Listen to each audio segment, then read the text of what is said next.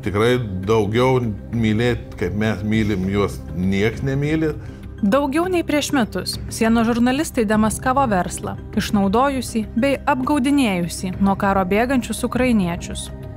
Tada paaiškėjo, kad Mečislovo Bušo meilė ukrainiečiams pasižymi menkų darbo užmokesčių, nežmoniškomis darbo valandomis ir kitais дарbo teisės pažeidимais. 6 дней, 7 тем более ночей выработать просто нереально, потому что мы после первых 3 дней просто сдыхали уже. 7 ночей подряд? 7 ночей подряд, да. И 6 дней подряд, по 12 часов. Vėliau paaiškėjo ir daugiau įdomių paties Mečislovo Bušo praeities detalių.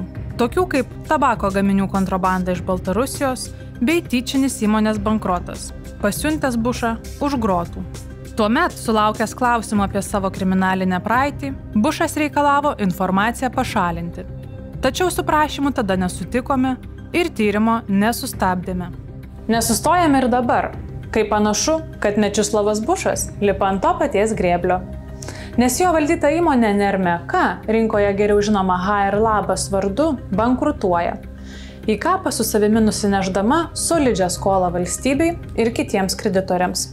Bet neapsigaukite, tai iš tolo nereiškia Mečislovo Bušo meilės ukrainiečiams pabaigos. Sukuria dažniausiai naują ūkio subjektą, perkelia sėkmingai vykdomą veiklą, o visus įsipareigojimus, skolas, nesumokėtus mokesčius palieka tam juridiniam asmenį, kuris ateityje veiklos nevykdo, bet ir lieka neįvykdys visų savo kreditinių įsipareigojimų. Kas iš to, jeigu aš nesiregistruoju, bet veikiu kaip laikino įdarbinimo įmonė, tai Lietuvos rinkoje nieko.